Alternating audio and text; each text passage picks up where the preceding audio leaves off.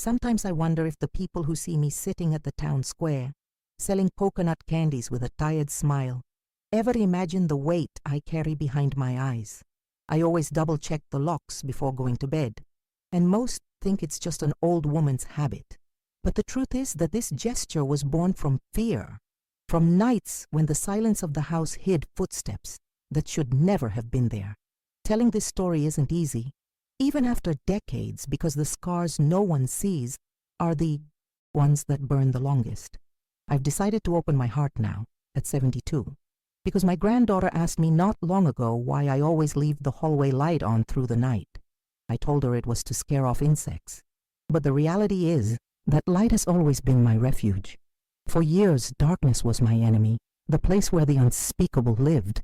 When I saw her innocent little face waiting for an answer, I felt I could no longer keep quiet. My name is Naomi Helen Sanders. I was born in a small rural town in the Midwest, where the fields stretched endlessly and the mornings smelled of fresh bread and coffee. Today, I live modestly, weaving memories between pots of coconut sweets and the voices of my grandchildren. To the world, I look like any grandmother, but inside me lives a story that cannot be erased by time or prayers. You may ask why I speak now, when so many years have passed. The answer is simple. Silence, the very thing that once kept me alive, no longer protects me. It has turned into a burden too heavy to carry. I feel that if I dare to share what I lived through, perhaps another soul lost in the shadows might find a sliver of light. I remember my childhood as a gentle river, full of simple games, songs by the warmth of the kitchen, and the laughter of my siblings that still echoes in my dreams. But I also remember the fracture, the moment that split my life in two, before and after the arrival of the man who pretended to be a protector, but became my executioner. That is the story I will tell you, even if my voice trembles and my eyes fill with water. Perhaps you think I exaggerate, that time smooths out painful memories. But no, there are wounds that grow sharper with age, as if memory insists on showing you every detail. And that is why today I strip my past bare, with no ornaments or lies, like someone writing a letter that does not ask for pity, only for company in the act of remembering. Before I go on, let me ask you something from the heart. If this story touches you, please like this video and subscribe to the channel. It helps me keep sharing stories like this one, which too often remain hidden behind closed doors. And tell me in the comments, where are you watching from? What I'm about to share is not easy. It is the story of a stolen childhood, of silence forced upon me, and of the slow, fragile construction of a way out. It is not a tale of hatred or revenge, but of resistance and survival. Because even though my voice trembles when I recall it, I also know that every word might plant the seed of hope for someone else. And if that happens, then my pain will not have been in vain. My childhood unfolded in a modest wooden house on the edge of a Midwestern town, where the wind carried the scent of wheat and wildflowers. Our backyard was wide, with chickens wandering freely, and an old oak tree that shaded us in the summer. It was there, barefoot in the grass, that I learned to run, scrape my knees, and laugh without fear. We were poor, yes, but our poverty had its own kind of music, my mother humming while she sewed, and my father telling stories when he came home from work. My mother was a seamstress, her hands patient and steady, stitching with a rhythm that seemed like prayer. The fabric stretched across her lap held secrets, and I would sit beside her just to hear the sound of the needle passing through cloth. Sometimes she sang old folk tunes, so soft they barely touched the air, yet they seemed to hold the house together. That melody became my shelter, proof that even if the world outside was hard, inside there was always warmth. My father was a construction worker, his clothes always carrying the dust of concrete and earth. He came home tired, but he still had enough strength to scoop me into his arms as if I weighed nothing. His stories at dinner were full of exaggerations, making us laugh until our sides hurt. To me, he wasn't just my father. He was a giant, someone who could carry the world on his shoulders. Sundays were our little celebrations. My mother baked a simple cake, and the smell drifted down the street, drawing neighbors to our door with smiles and kind words. We gathered around the table, eyes wide, watching the cake rise in the oven. That small dessert, shared between us, felt like a treasure. Those moments made us believe we were the richest family in town, even if our pockets were empty. I was the oldest of 3 siblings. With that role came an invisible responsibility to look after Roger, full of restless ideas, and little Nina, who fell asleep clinging to my arm. Roger built toy cars from tin cans, rolling them through the yard as if they were real trucks. Nina, with her curly hair and soft voice, demanded bedtime stories every night. My life revolved around their laughter, and nothing made me happier than seeing them safe and joyful. The town itself was small, with cobblestone streets and whitewashed houses. Everyone knew each other, and the town square was the heart where news spread and gossip flourished. On Sundays, the church bells echoed across the fields, and the wooden pews creaked under the weight of families gathered in prayer. That was where I first learned that faith could be both comfort and routine, steady as running water. Summers were relentless with heat. The air shimmered above the fields. Cicadas filled the afternoons, and our siestas dragged on with the buzzing of flies. But evenings brought relief. When the sun dipped low, we played hide and seek among the rows of corn and plucked ripe tomatoes, sweet as candy from the vines. Winters, on the other hand, were long and harsh. We slept huddled together under thick blankets that smelled of wool and smoke, finding comfort in each other's warmth. The town school was small, with worn-out desks and blackboards smudged with chalk. The teachers were strict but dedicated, and to me, it was a world of possibilities. I learned to read quickly and devoured every book I could find, even if they were tattered or borrowed. My siblings begged me to read aloud at night, and I felt proud to carry them away into worlds far beyond our little corner of the Midwest. Our afternoons were filled with simple games. We jumped rope with frayed cords, played tag among the chickens, and sang silly songs while fetching water from the well. Joy came from the smallest things, from laughter, from shared chores, from the feeling that we belonged to each other. Our clothes were hand-me-downs, our shoes worn thin, but our happiness was stitched together with threads no money could buy. The town fairs were magical events. Streets were decorated with colorful streamers, fiddles and drums filled the air, and the square came alive with laughter and dancing. I remember holding my mother's hand as we watched performers spin and twirl in their bright costumes. The smell of funnel cakes and roasted corn lingered in the air, and for a child like me, those fairs felt like the center of the universe. Our kitchen was the heart of the home. Meals were humble, beans, potatoes, sometimes a scrap of ham, but my mother turned them into feasts. She taught me to stir the pot carefully, to taste the broth and add just enough salt. Each lesson felt like a secret gift. Standing beside her spoon in hand, I felt like I was learning not just recipes, but the language of love and survival. At night, my mother tucked us in with tenderness. She told stories, passed down from her own mother and grandmother, weaving legends and lullabies into our dreams. Roger often fell asleep halfway through, but Nina and I stayed awake, mesmerized by her voice. That's how I learned that words could be a home, too. My father's hard work was our anchor. Though money was scarce, we never went hungry. There were nights he came home so tired he could barely sit up, yet Roger would show him a new toy car, or Nina would sing him a little tune, and the exhaustion seemed to melt from his face.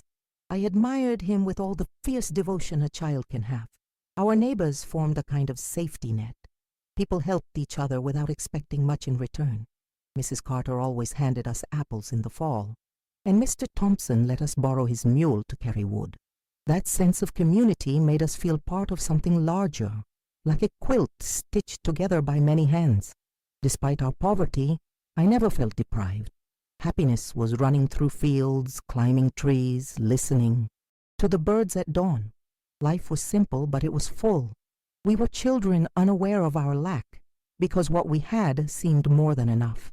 There were small fears, of course, thunderstorms that rattled the windows, lightning that lit the whole night sky. I held Nina close when she cried, whispering comfort even as my own heart raced. It was then I began to learn to be strong for others, even when I was trembling inside. Winter evenings were the coziest of all. We gathered around the wood stove, listening to the crackle of the fire while my mother sewed. Frost clung to the windows, but inside we were wrapped in warmth and stories. Sometimes I think we never felt such pure comfort again in all our lives. That was my childhood, poor in material things, but rich in love and the small miracles of everyday life. We didn't know what we were missing, because what we had was enough. We were a family bound by affection and hope, and though I couldn't imagine it then, that bond would one day be tested in the cruelest way. The calm rhythm of our home shattered one dry August when the sun beat down mercilessly on the fields and dust hung in the air like smoke. My father, working on a construction site in the city nearby, fell from scaffolding. The news came first as a rumor from neighbors, then as the raw, breaking sobs of my mother. That evening, his chair at the table sat empty, and that emptiness grew into a pit inside us. The silence of that first night was so thick it swallowed even our breathing. Without him, the house lost its music. No more exaggerated stories at dinner time, no more rough hands lifting us up as if we were weightless. My mother, though brave, began to fade. Her voice, once filled with song, became a weary whisper. The sewing barely paid enough. The bills piled high, and I watched new shadows settle over her tired face. I felt the world tilt, as if I had to grow taller overnight just to hold it together. Neighbors came, bringing kind words and small offerings.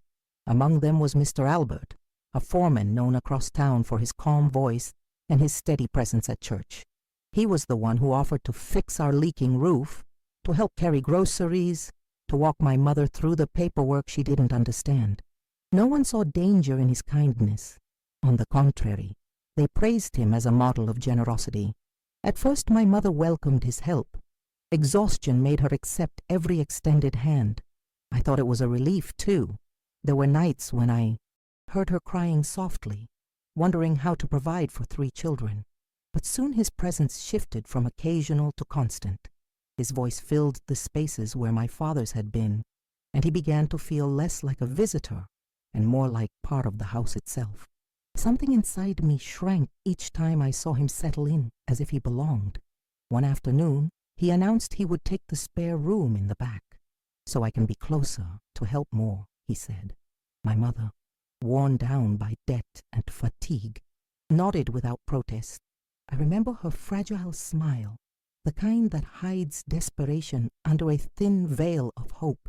I, on the other hand, felt a knot in my stomach that I couldn't explain. Deep down, I sensed something was changing in a way that could never be undone. With his arrival, the rhythm of our family shifted. Roger and Nina kept their distance, unsure how to act around him. Sometimes he brought them candies, sometimes repeated stories of his youth. The neighbors, unaware of the unease in our home, praised our fortune in having such a trustworthy man so close. In a town that held him in high regard, even the slightest doubt seemed like ingratitude. Soon my mother began entrusting him with more responsibilities, managing the household money, deciding on repairs, even speaking to our teachers when needed. To her, he was a pillar. To me, he was a shadow, stretching across every corner of our lives. I started to feel invisible, my role as the eldest daughter slipping away under his authority. His presence smothered me, like smoke filling a room with no windows. The nights changed too. I began hearing footsteps in the hallway when everything was quiet, slow steps stopping in front of our doors. At first I told myself it was imagination, born of grief and tiredness. But the pattern repeated, steady and deliberate, and I knew those steps belonged to him. My mother, exhausted, slept heavily and noticed nothing. My siblings were too young to understand. I lay awake, every muscle tense, listening as the house became a stranger. What once had been a refuge now felt like foreign ground, a landscape where each creak of the floor was a warning. My childhood, once filled with laughter and games, began to crumble in silence. That was the true rupture, not just my father's death, painful as it was, but the entry of a man who took his place under the mask of kindness. From then on, I learned that danger doesn't always arrive with shouts and fists. Sometimes it walks through the front door, greeted as a savior, and plants itself like a shadow in the heart of your home. At first, Mr. Albert appeared to be nothing more than a helpful, almost fatherly figure. He asked about our schoolwork, offered advice, and occasionally brought back fresh bread from the bakery. To my mother, his presence was a blessing, a comfort she clung to. But even then, I noticed the way his eyes lingered on me too long, the heaviness in his gaze that made me want to shrink. His kindness seemed rehearsed, like a mask he wore carefully, and behind it I sensed something I couldn't name yet. Gradually, he began crossing boundaries. If I was in the kitchen, he entered without warning. If I hung clothes on the line, he would appear suddenly, standing too close.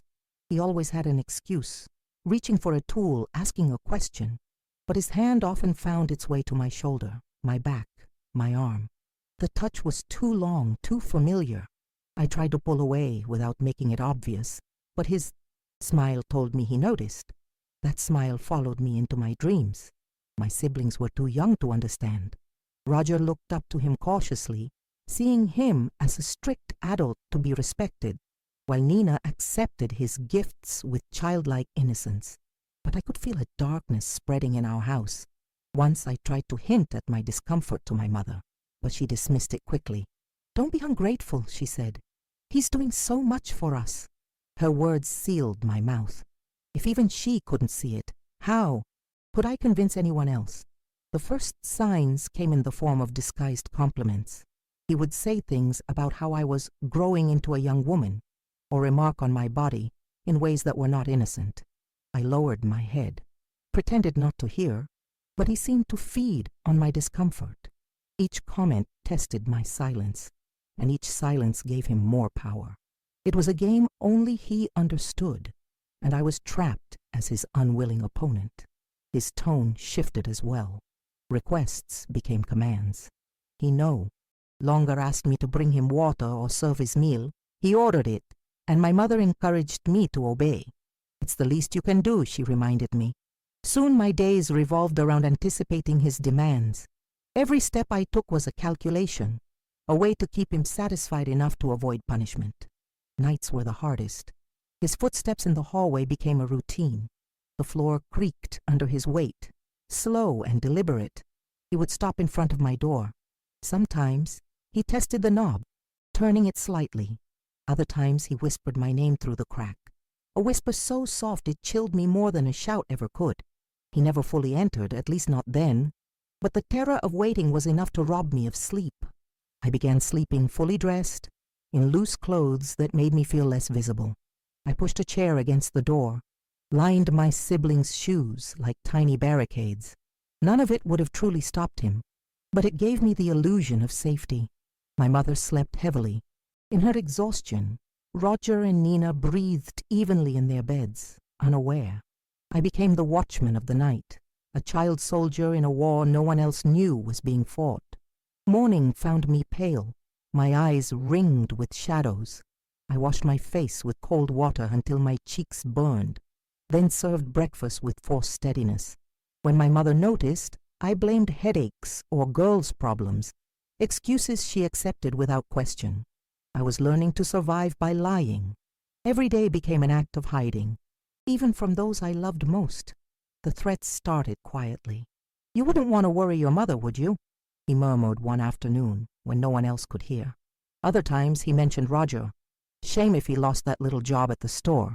Each word was a knot tied around my silence. I understood the message clearly. My voice could cost my siblings their safety, so I swallowed every cry, burying it deep. Soon, He no longer limited himself to shadows. He sought opportunities to corner me while cooking, while sweeping, while reaching into the pantry. His hands, once disguised as helpful, grew bolder.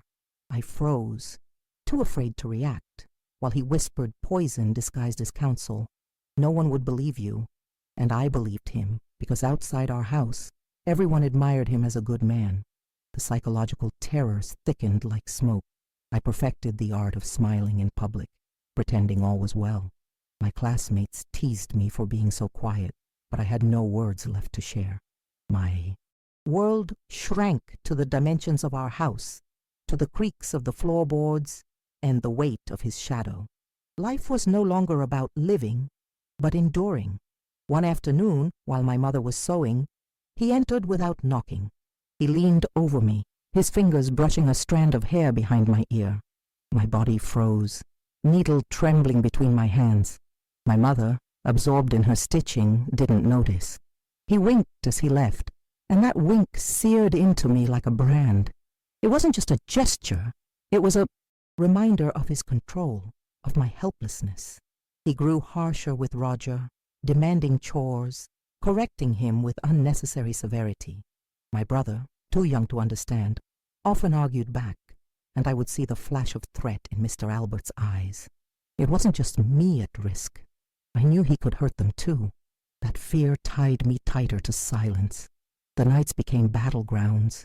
Every creak, every flicker of moonlight stretched my nerves taut.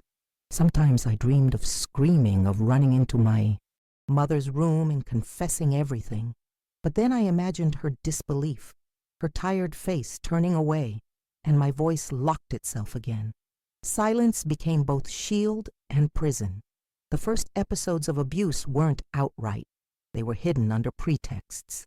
His hand adjusting my dress, his touch lingering as he pretended to guide me. My body went stiff, my breath caught, and when I finally stepped away, his whisper cut deeper than the touch. If you talk, you'll lose everything you love.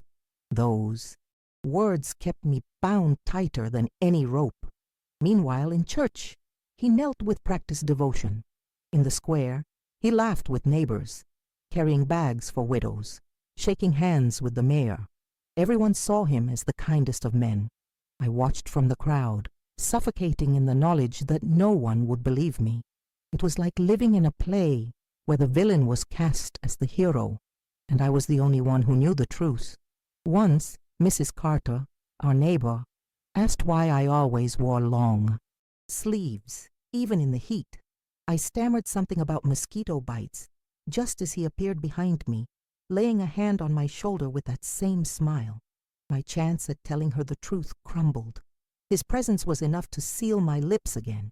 Every gesture of his became a weapon, every smile a threat. I lived between two worlds, the public one where he was admired, and the private one where he ruled through fear. The dissonance tore at me, making me question my own reality. But deep down, I knew I wasn't imagining. The terror was real, even if no one else saw it. Roger and Nina became my purpose. I invented games to keep them away from him, found chores to distract them, sang songs as a signal when danger was near. Sometimes I deliberately drew his attention toward me, offering myself as the shield.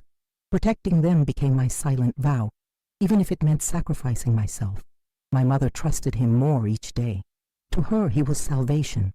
Occasionally, I caught a flicker of doubt in her eyes, but it always vanished when he arrived with cheap flowers or soft words. She wanted so badly to believe in his goodness. I loved her for her hope, and resented her blindness at the same time. His presence in our home wasn't a sudden invasion. It was a slow seep, like dampness creeping into walls until the foundation weakens. What began as kind gestures became a suffocating shadow. By the time I was 15, I understood a truth far too heavy for my age. The greatest danger doesn't always come from strangers, but from those who win everyone's trust. I began to measure the house with my ears. Every floorboard had a tone, every draft under the door a direction. I slept in a dress and oversized sweater that swallowed my shape. I wedged a chair under the knob and lined Roger's and Nina's shoes like a small fortress. I practiced breathing quietly, learned to turn in bed without making the springs sigh, and kept my body angled toward the door in case I needed to run. Survival was planning. Planning was the only kind of rest I knew. In the dark, I counted heartbeats until they sounded like the ticking clock I no longer trusted. Mornings found me thinned out, my eyes bruised with sleeplessness. I splashed my face with cold water until my cheeks stung, then made breakfast with hands I forced to steady. If my mother asked why I looked pale, I blamed a cold, or my period, or headaches that lingered like fog. I mastered small lies that kept the day moving. Bread tasted like chalk, milk like guilt. Even so, I set the table carefully, believing that order might slow the disaster. The routine was a spell I cast over chaos, knowing it would hold only until the next creak in the hallway. For school, I chose long sleeves, even in July. I said cotton kept the mosquitoes off me, that I sunburned easily. Bruises took their time to fade, and I hid them with bandages my mother mistook for sewing pricks. I walked slowly so fabric wouldn't cling and tell on me. In the yard, if friends lunged for a hug, I slipped aside with a joke. Their laughter was both balm and burn, reminding me I had once belonged to the world of girls who giggled without thinking about doors, latches, and angles of escape. I crafted hiding places. Behind the backer board of the hutch, under the linen stack, inside the sewing tin, where buttons rattled like rain. I tucked notes meant only for me. Breathe, almost morning, not your fault. Little slips, damp with sweat, that anchored me when my mind floated toward panic. I hid them from him too, because his curious hands loved excuses to rummage. Each new hiding place was another alarm bell. The house that had raised me had become enemy territory. I mapped it like a soldier, lovingly and with fear. The kitchen, once my refuge, turned into a stage with an audience I dreaded. He haunted the sound of oil popping, the boil of beans, the clink of plates. A single question from him was enough to curdle the mayo or burn the onions. Then came the soft mockery, the "you'll learn" breathed far too close. I cooked in a tense choreography. Knife, board, pot, pivot, salt, plate, never giving him my back. Serving him first stopped being courtesy and became strategy. The sooner he ate, the sooner his interest wandered. Timing a meal can be the difference between a bruise and none. Roger thought my errands were games. I sent him across town with letters, to the grocer for day-old bread, to the church to check choir times. He felt important. I gained minutes. With Nina, I played house in the back room, a ring of rag dolls placed like guards. If footsteps neared, I hummed the tune our mother used to sew to. Our signal, stillness, hush, eyes to the floor. Childhood turned into a code book. I wrote rules in soap on the mirror, then wiped them away. Leave no evidence. Leave only habit. My body started speaking for my mouth. A rash bloomed every dusk along my arms. My back knotted. My neck popped with small adjustments like miniature earthquakes. Sometimes my vision dotted, and my stomach begged for dry bread to quiet the churn. I wore bigger clothes to hide the tremor in my hands and the sharpness of collarbones carved by worry. The mirror showed a pale girl with a braced jaw. I touched the glass and murmured, "Hold on," the way you encourage a slipping climber without looking down. My mother trusted him with the faith of the exhausted. When she looked closely, something flickered. Then he arrived with discount. Flower with daisies from a roadside patch, with the voice of a man who takes care of things. Doubt guttered like a candle in wind. I loved her and resented her in the same breath, then hated myself for the resentment. Love and guilt braided tight as the skeins she sorted every evening. I wished her rest. I wished her sight. Both wishes skittered off the table like dropped pins. I measured days by bells.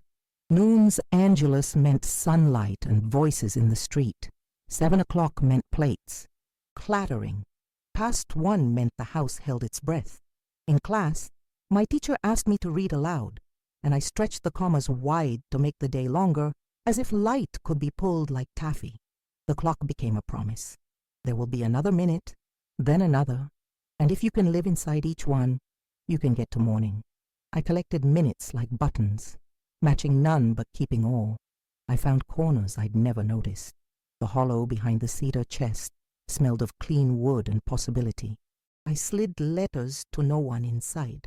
Under the big table where the tablecloth brushed the floor, I made a sanctuary of threads and crumbs.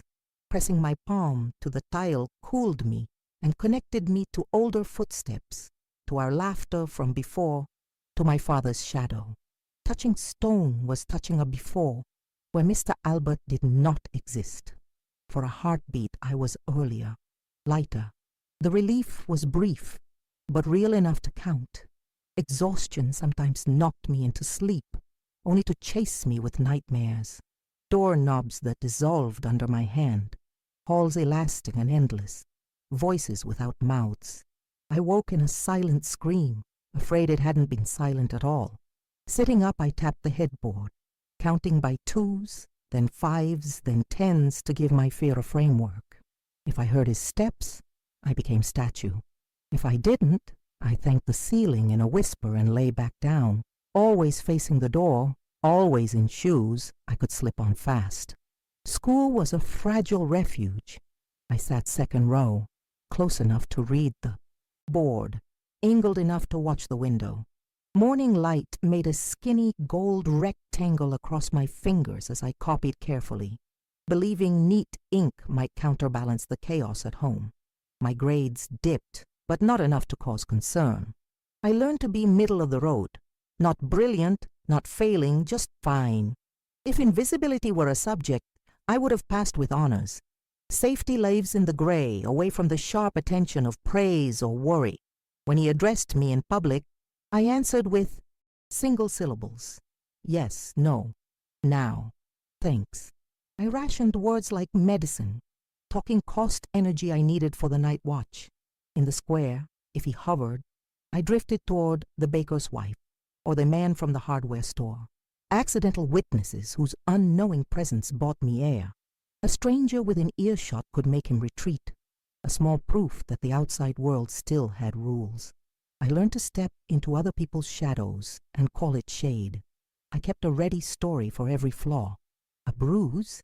Fell from a stool. Weight loss? Just growing. A blank stare? Didn't sleep. I recited these answers with the calm of a cashier, counting exact change. Each lie nicked me, but the truth would have torn me open. Silence had calcified into habit. Habit felt like home, cramped and dim as it was. I traded honesty for continuity and told myself that continuity was the bridge carrying us over a river I couldn't name aloud. I closed the day with tiny inventories. Nina didn't cry today. Roger wasn't. Scolded. Mother napped without flinching. Those wins were crumbs I gathered into a meal. Some nights, I drank water sweetened with a single sugar cube. Ceremony for crossing another invisible finish line. In the darkness of the kitchen, clock ticking, I imagined my father in the doorway saying, "That'll do, kid." The thought put weight back into my knees. I could stand up again and return to bed, which was a boat more than a bed. My body begged for relief, so I invented remedies.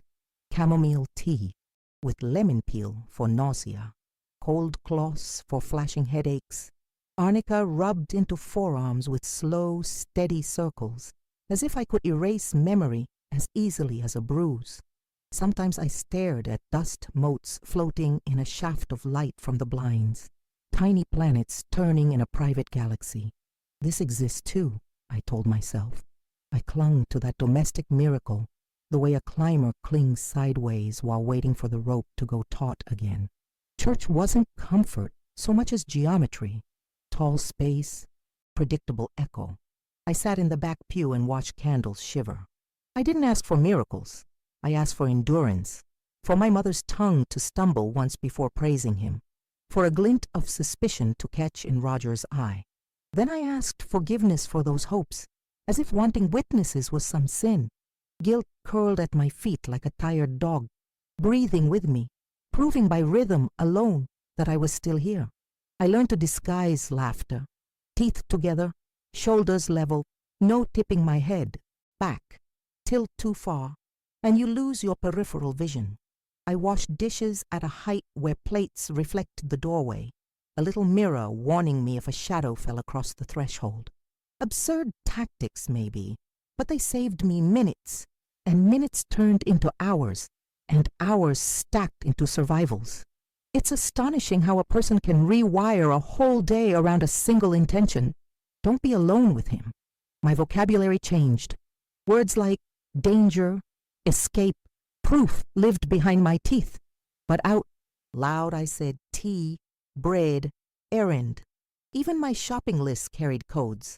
A drawn flower meant be careful. A tiny cross meant wait until tomorrow. Those marks steadied me when sentences would have failed. No one suspected that between potatoes and soap, I was drafting a map of staying alive. This is how a girl learns cartography, by tracing routes no one else must see. More than once, I almost told Miss Daniels, my English teacher. The clean, citrusy smell of her hand lotion nearly undid me. But tears are expensive. Cry once, and the ribs ache for days from holding quiet. So I smiled and said I was fine.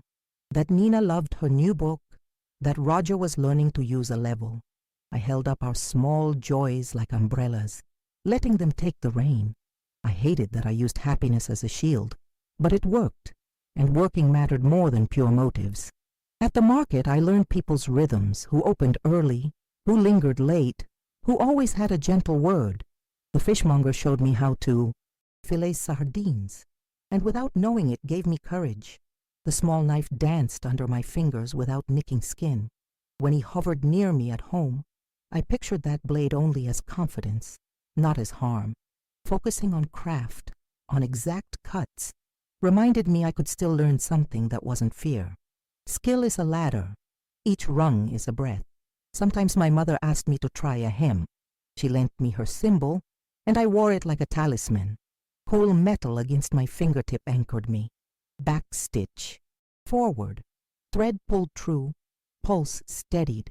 If he entered the room, I kept sewing, eyes on the seam. When his hand ghosted my shoulder, I pressed the thimble hard into my finger until it hurt. Replacing one pain with another gave me control, a private switch I could flip without a sound. It's strange what saves you. The hallway became my barometer. Smell of cheap tobacco? He'd been pacing. A faint hum from the wall sconce. Someone had grazed the switch. The third board sounding hollower than usual. Moisture. He'd used the back door to circle around. A catalogue of microsignals let me anticipate him. Sometimes I could spirit Nina away just in time. Let's pick time from the yard, I'd say. And outside, the skies indifferent blue gave me 3 full breaths to spend however I chose. Roger began to notice hairline cracks in the surface version of us. He caught me covering a bruise with talc. He followed me down the hall like a worried colt until I turned and hugged him tight. I'm fine, I said, building another brick in the wall. That night, I taught him how to sharpen a pencil with a pocket knife without shaving skin, how to oil a latch to keep it from squealing, how to lift a chair without dragging legs. I made him my accomplice without naming the crime. The purest alliance, learning by doing. Nina started sleeping with her rag doll pressed to her chest. I replaced some stuffing with a tiny bell sewn tight. 1 squeeze, 1 chime, 2 shakes, 2, our telegraph. From my bed, I listened. 1 bell meant, I'm cold, sing. 2 meant I heard something. The doll, once a toy, became our watchman. I fell asleep imagining all the women before me who had invented gadgets out of scraps to keep children safe.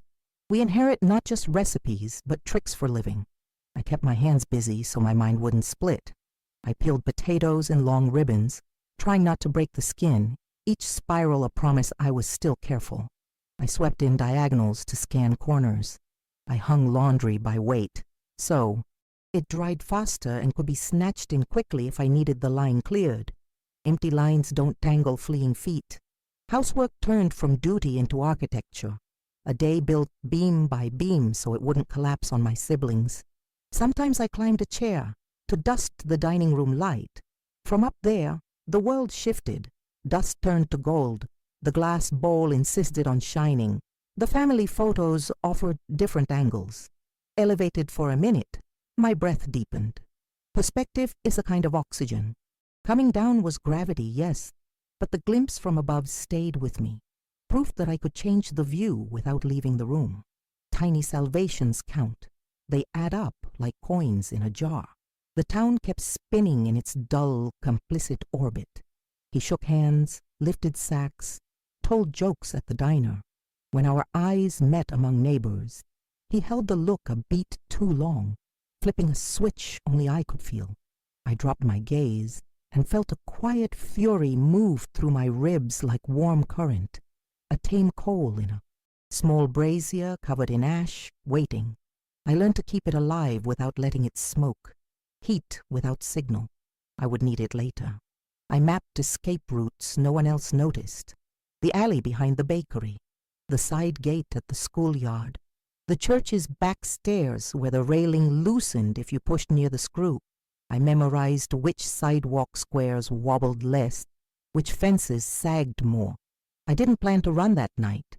I planned to have running as an option. Possibility is a rope, sometimes the only rope you get. Just knowing it's there can keep you from jumping off the ledge inside your head. Twice I almost told Mrs. Carter at the well. The word help rose and sat on my tongue. Then I heard his cough from beyond the hedge. I swallowed the word and asked about the weather. She looked at me like she knew and didn't know, both at once. She handed me a heel of bread and said, "Take care." I chewed, slowly walking home, each crumb a small defeat that still kept me upright. Nourishment is messy that way. It can taste like loss and still keep you alive. I began signing my name smaller, letters pressed tight, as if shrinking my script could shrink my existence.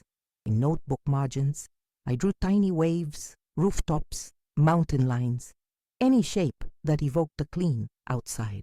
When the final bell rang, the cool air hit my face and snapped me awake. I walked home slower, timing my arrival with others who would be unlocking doors or unloading groceries. I preferred crossing thresholds with witnesses, even if they didn't know they were witnessing anything at all. As night fell, I left the hallway light on with a gesture that looked ordinary. In that click lived a whole prayer. The strip of brightness on the floor was my shoreline. Sitting in bed with my back to the wall and knees drawn up, I waited for tiredness to outlast fear. Not always possible, but the light stayed, sharp and stubborn. I whispered to it like to a dog that keeps watch. Good job. Small. Loyalties matter when the big ones fail you. Between workarounds and whispers, oversized sweaters and counted steps, I kept my siblings' world intact. I cupped their small flame against wind, knowing burns came with the job of shielding. My silence was my shield, but it was also the bars of my cage. Each day I added a brick to both. I didn't know that a crack was already running through the wall. When the time came, I would have the map, the thimble, the bell, and the light. All that remained was to use them. Silence had molded me like clay, but small cracks began to appear, letting something else seep through. Resistance. It wasn't loud or obvious, just tiny acts of defiance that only I noticed. Sometimes, when he ordered me to do something, I moved slower than he wanted. Other times, I held his gaze for a heartbeat longer than expected before lowering my eyes. Those gestures were barely anything, but inside, I celebrated them as if they were victories, proof that I still owned, pieces of myself. I started studying him the way others studied textbooks. His habits became my curriculum. The pace of his steps when he drank too much, the softening of his voice before anger, the twitch of his left eyebrow when he was close to losing patience. I stored each detail in my mind, turning them into an instruction manual for survival. If I spotted one of these signs early enough, I could redirect Roger and Nina to safety, shielding them without words. That knowledge gave me back a small measure of control. One day at school, My teacher, Miss Daniels, paused when I rolled up my sleeves for just a second too long. Her eyes caught on the faint bruise yellowing on my arm. She didn't call it out in front of everyone, but when she handed back my notebook, I found a folded piece of paper at the back. "I'm here if you need to talk." 5 simple words burned into me like light. It wasn't yet rescue, but it was a door left slightly open. I carried that note in my pocket for weeks, like a secret shield. There were allies who didn't even know how much they mattered. Mrs. Carter, our neighbor, once pressed a handkerchief embroidered with daisies into my palm. "Keep this for when you feel cold," she said, her eyes lingering with a softness that made me wonder if she suspected more than she spoke. I hid the handkerchief under my pillow, and at night I clutched it like a lifeline. That square of fabric wasn't just cloth. It was evidence that kindness still existed in the same world where cruelty thrived. I also found resistance in writing. I filled notebook margins with letters to no one. "Dear friend, today I made it through." They were never meant to be sent. They were proof that my reality existed outside my body, that it wasn't a figment of fear. Those scribbles anchored me, reminding me that I wasn't losing my mind. Each page was a testimony waiting for the day I might finally hand it over to someone who would believe. Music became my shield too. When I sensed him nearby, I hummed the same lullabies my mother once sang at her sewing machine. The sound wrapped around me like armor, fragile but real. It also became a code with my siblings. Roger and Nina learned that if they heard me humming, it meant they should stay quiet and out of sight. What had once been just melody turned into a secret signal, a survival language only we understood. Even my body began to change, not just with fear, but with determination. One afternoon, while washing dishes, I realized my hands no longer shook the way they once did. They were steady, firm, able to hold a plate without slipping. That small steadiness filled me with unexpected calm. It wasn't much, but it meant I wasn't completely broken. If my hands could learn to be strong, maybe one day my voice could too. The strongest spark of resistance came from realizing I was not entirely alone. Between Miss Daniels' note, Mrs. Carter's handkerchief, my siblings' trust, and my own secret codes, a fragile net had formed around me. It wasn't enough to lift me out, not yet, but it held me up when I felt like falling. I didn't know when or how, but deep inside, I began to believe that this net would one day help me break the silence, and that belief, however small, was enough to keep me going. Mrs. Lewis, the science teacher, showed up one late afternoon with a brown paper package tucked under her arm, saying she had graded worksheets for Roger. When we were alone in the kitchen, she set the bundle down and slid a smaller box into my hand, light as a breath, heavy as a verdict. "From the school," she whispered. "Record. You don't have to make them believe me. Make them believe you." Her eyes held mine without flinching. I felt a new pulse in my wrists, a braided cord of fear and possibility. That night, sweeping crumbs into my palm, I understood. The rope I'd been dangling from for months had finally found a knot. I wasn't brave yet, but I was equipped. Sometimes that's the first step bravery takes, arriving disguised as a device with a red button. I opened the box behind the hutch, where dust kept quiet. A small school camcorder lay inside, scuffed from years of lab demos with a fresh mini-tape labeled in neat block letters. I didn't know much about gadgets, but my fingers were patient learners. Button, latch, lens. I hunted for a hiding place that wouldn't smell like a trap. I settled on my mother's sewing tin, spools, needles, thimbles, punched the tiniest eye in the cardboard inner lid. From the doorway, it looked like a pinhole. From the bed, it looked like a chance. I slid the camera inside, angled it toward my room, and practiced lowering the lid without a sound. My heart thudded loud enough to register as audio. I told it to hush.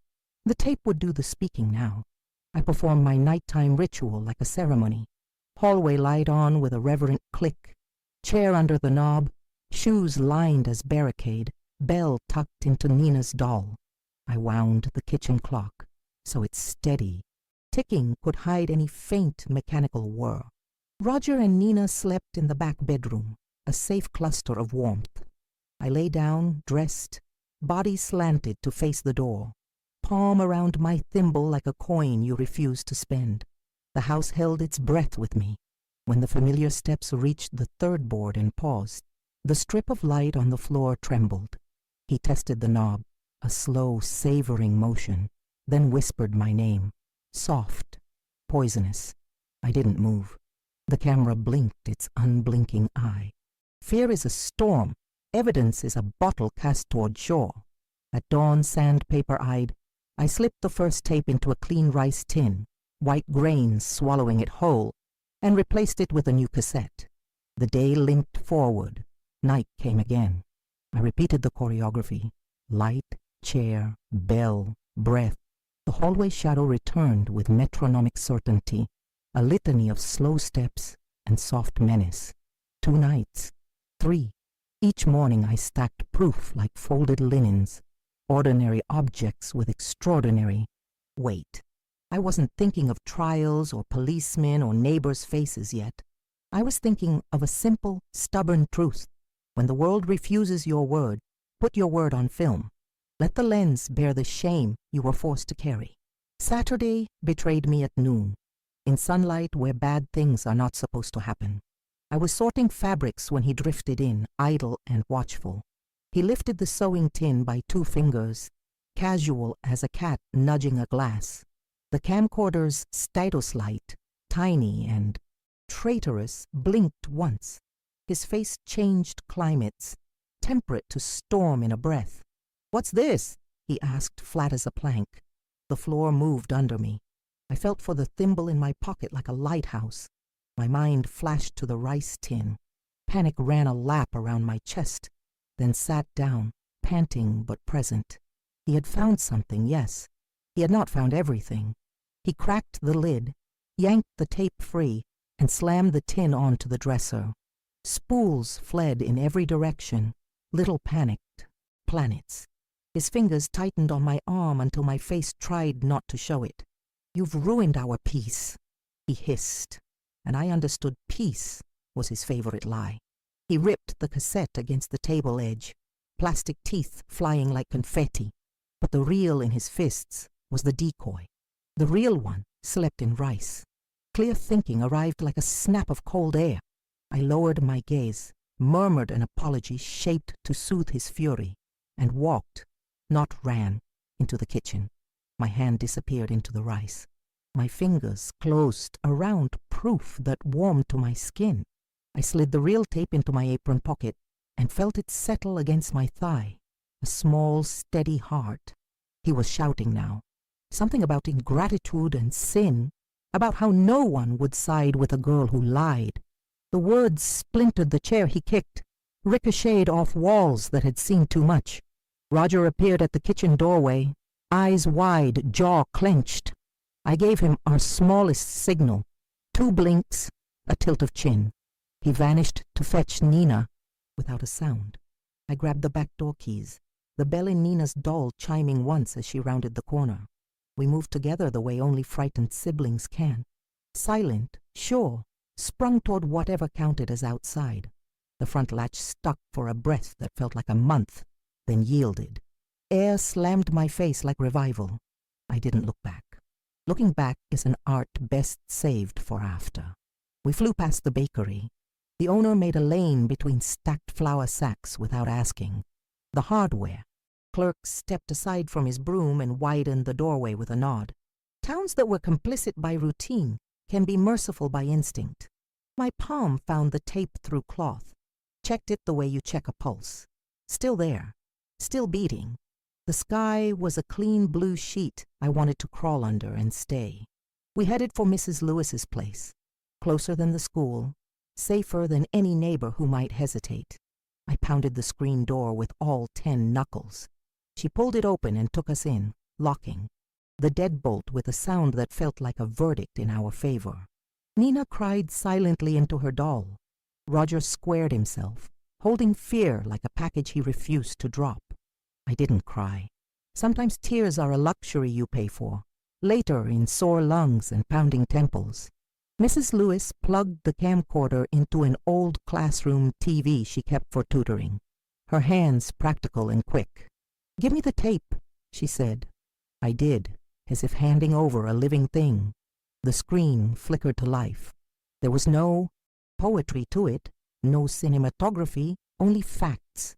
The slice of light, the shadow at the door, the hand on the knob, the whisper you could feel even if you couldn't make out every word. I watched my own stillness, a girl-shaped absence trying to be smaller than her own outline. Something like compassion, fierce, almost maternal, rose in me for that version of myself. Mrs. Lewis didn't narrate, didn't gasp. She let the evidence breathe. In that room, silence did not protect the monster. It protected me. Hammering started at the front door.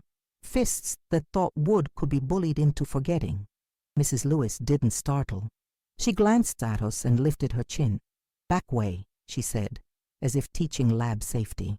We went out the kitchen and over the low fence into the narrow alley that runs between her house and the school's loading bay. I scraped my palm on the top slat and didn't feel it. Roger landed light. Nina's bell chimed once from inside the doll, as if claiming the moment for our code book. We cut along the chain link, ducked under a sagging section, and stepped into a rectangle of sun behind the gymnasium. Open space can be terrifying. It can also be proof you're not trapped. If this moment hit you in the chest, please like this video and subscribe. It helps more people find courage in stories like this. Tell me in the comments what part you felt most strongly. I'm listening. We crossed the basketball court, heat rising off the paint lines in wobbly waves. Every step scraped loose, a piece of past. I thought of my mother, her tired hope, her eyes training themselves to trust the wrong man, and felt a future cracking open where she might have to choose me over him in front of others. The word justice felt too big to carry. I traded it for a smaller, sturdier one. Proof. We reached the principal's office. She put down her phone when she saw our faces, and Mrs. Lewis spoke first, her voice a bridge we could walk across. I set the camcorder on the desk like an offering. The tape rolled for authority the way it had rolled for us, flat, undeniable. With every second that passed without anyone saying, "I don't believe you," a stone lifted off my lungs. They rewound twice, leaning in, listening not for drama but for pattern. The steps, the pause, the whisper, the hand. The principal's jaw tightened. Her eyes didn't waver. Mrs. Lewis stood behind my chair like a lighthouse. I felt something straighten inside me that had been bent for years. My spine, yes, but also my name. "Naomi," said without apology, without shrinking. Phone calls spun outward. To my mother at her shift, to the district liaison, to the police. The principal asked soft, exact questions and accepted exact, soft answers. No one demanded tears in exchange for belief. I registered with a start. How unfamiliar it felt to be given the benefit of the doubt. The officer's cruiser pulled into the staff lot with a low growl that made my skin prickle. Paperwork would come. Statements would follow. But the center had shifted. I was no longer asking to be heard. I was being recorded as real. Walking out to the car under that huge, indifferent sky, I understood I had carried a whole courthouse inside my chest for months. Judge, jury, defense, prosecution, all arguing in the dark. The camcorder had moved the trial into daylight. I touched the shape of the thimble in my pocket, the tiny dent it had left in my fingertip, and thought of every tool that had gotten me here. The bell, the map, the light left, on the notes I wrote to myself. I didn't feel triumphant. I felt anchored. There is a kind of victory that doesn't shout. It simply plants its feet. I didn't look back toward the street where his shadow might still be stalking. Some acts of survival are forward only. The hallway light would still burn that night, not to ward off insects or even monsters, but to mark the border I had crossed. Proof had spoken. The net of small kindnesses had held. Whatever came next, the questions, the sideways, Looks, the long patience of adult systems, would meet me standing. I was still afraid. But fear had lost its monopoly. The lens had blinked for me, and I was, at last, blinking back. The ending wasn't beautiful, not the kind with ribbons and happy music. It was rough, tangled in police reports, court dates, and the sideways glances of people who didn't want to believe. Some neighbors called me ungrateful. Others whispered that I was cruel for staining the name of a good man. But the tape, grainy and imperfect, spoke louder than gossip. It told the story I couldn't speak alone, and though it tore my mother apart to finally see the truth, the river of evidence swept everything in its path. The mask he wore crumbled for all to see. He left our house the way he had entered it, through the front door, but this time he carried no respect with him. My mother sobbed with a grief that seemed to come from her bones. Roger clenched his fists until his knuckles went white, and little Nina whispered to me, "No more, right?" I had no words to answer, but that no more became the compass that guided me forward. Every choice after that was measured against it. I owed her and myself that promise. Life didn't magically heal. It demanded work. I rose before dawn to knead dough at the bakery, finished school by the dim light of classroom lamps, and spent my evenings protecting what family we had left. Roger found his footing in carpentry. Nina bloomed in her writing. Watching them grow safely away from his shadow was enough to keep me going. Their laughter was my reward, their future my redemption. I didn't survive out of pure bravery. I survived because of small hands extended at the right time. A teacher's note, a neighbor's handkerchief, a battered camcorder. Those gestures, humble and ordinary, built the ladder I climbed out on. I learned that resistance isn't always a scream. It can be a look that doesn't flinch, a secret code hummed through a song, or a pocket that hides proof. Life is pieced together in fragments, and I held on to each one until they formed something whole. Now, at 72, I still leave the hallway light on every night, not to chase away fear, but to remind myself that light exists, that clarity is possible. My grandchildren ask why, and I smile, ruffling their hair, changing the subject. But inside, I know. One day they'll hear the story, and the light will mean more to them than just a bulb glowing in the dark. I don't want my story to sound like endless tragedy. I want it to stand like a lighthouse, flickering maybe, but steady. Survival isn't about erasing what happened. It's about using memory as a lantern for someone else. If even one person listening realizes that silence can be broken, then my voice has done its work. Pain becomes seed, and seed becomes hope. Thank you for staying with me through these words, for listening to the echoes of my past. If this story spoke to you, please like, subscribe, and share it. Your support gives me strength to keep opening these doors, to keep telling what so many are forced to hide. And tell me in the comments, what did you feel walking with me through this memory? I truly want to know. Because if there's one thing my life has taught me, it's that monsters survive on silence. I don't stay quiet anymore. I leave the light on, and with that light, trembling but steadfast, I keep moving forward.